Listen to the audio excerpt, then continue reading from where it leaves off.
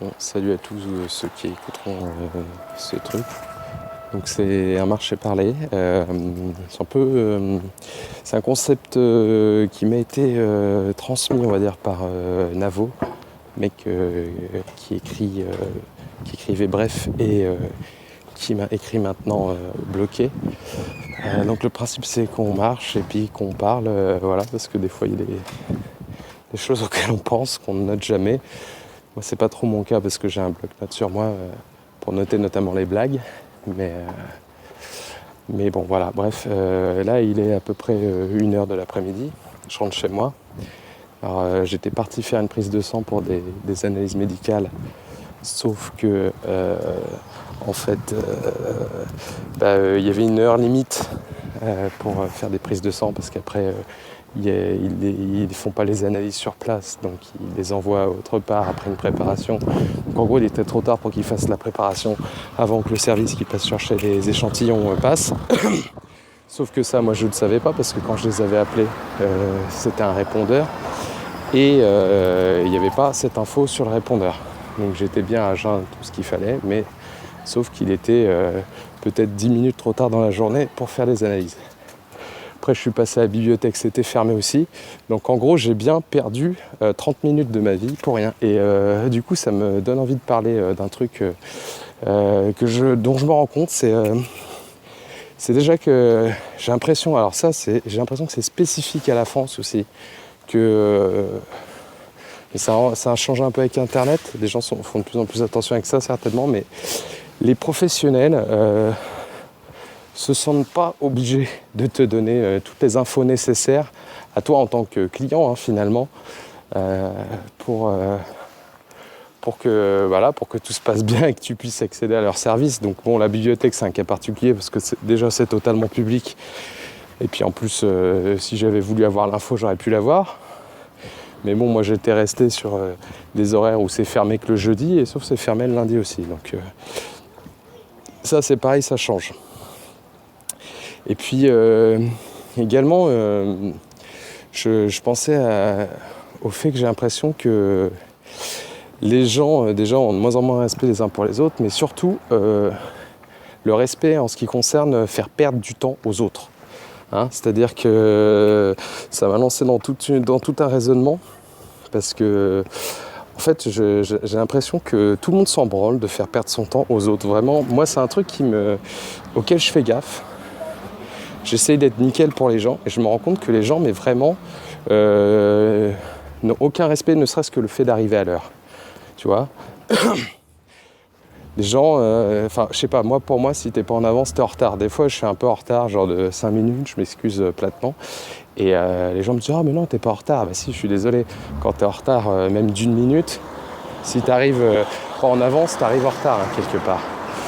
Donc ça, déjà, c'est un manque de respect, parce que les gens à qui t'as rendez-vous, eux, ils t'attendent.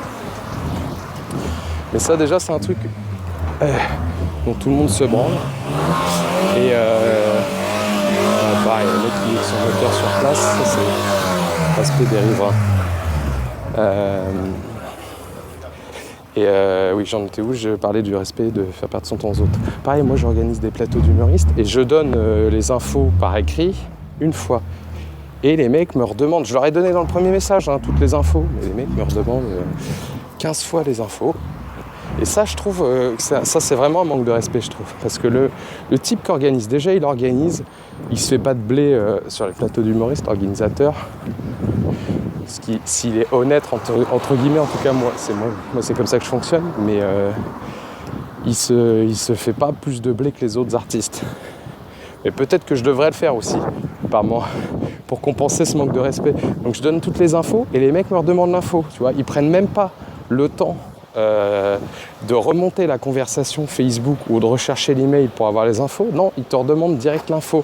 Genre, t'es à leur service. Ça, c'est vraiment un manque de respect. Ça veut dire mon temps, le temps que je vais passer à rechercher l'info que tu m'as déjà donnée, c'est mon temps, donc il est plus important que ton temps, de toi qui va reperdre ton temps à me donner l'information une deuxième fois. Alors ça fait un peu maniaque comme ça, mais vraiment, je crois que ça c'est vraiment du respect de base, je trouve. Donc moi, les humoristes, je leur donne un premier message. Ils me répondent en me disant oui, en me redemandant les infos, ça c'est arrivé, hein. Ils me répondent au premier message en me redemandant les infos que je viens de donner dans le message. C'est-à-dire qu'ils n'ont même pas fait l'effort de lire le message correctement. Donc ça, moi, je réponds même pas. Jusqu'à ce que j'envoie le message collectif pour rappeler quelques jours avant, pour éviter que ça foire, parce qu'effectivement, il y en a qui ne demandent pas, mais je sais qu'ils n'ont pas lu. Donc je fais quand même un peu de redondance. Jusqu'à ce que j'envoie ce message, je réponds même pas aux gens qui me reposent des questions auxquelles je viens de répondre. Hein, ils ont qu'à lire le message. Ça, je crois qu'à un moment donné, il faut arrêter le délire et il faut que les gens sortent le doigt du cul.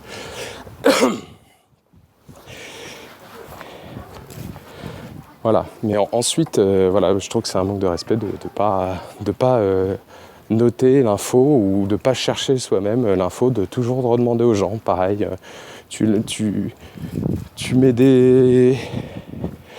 lances des réservations et tout, toute l'info est partout et les gens te demandent de réserver pour eux alors que c'est toi qui organise le spectacle et puis après ils viennent pas, etc. Donc moi par exemple j'ai décidé d'arrêter de le faire. Tout simplement. Tout simplement.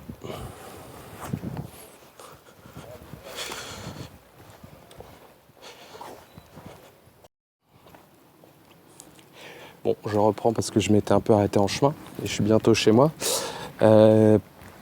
Pareil, voilà, les gens qui laissent des messages sur internet, soit des messages privés, mais encore pire sur les commentaires publics, avec des messages qui sont à la limite du lisible, quoi. Ça, moi, pareil, je trouve que c'est un manque de respect. Enfin, c'est un manque de respect.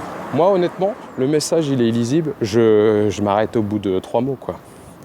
Parce que c'est ça, pareil, c'est un manque de respect et un manque de savoir-vivre.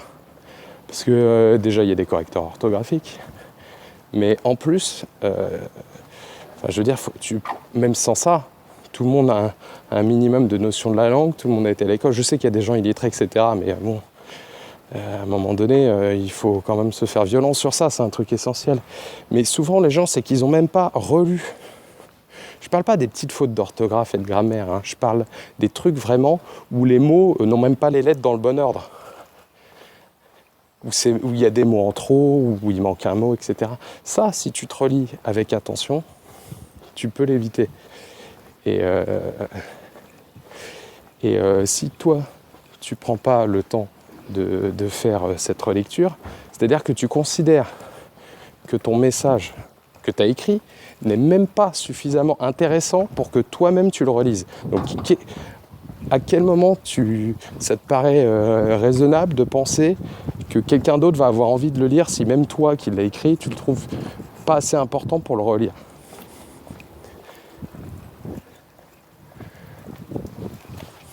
Voilà, je m'arrêterai là.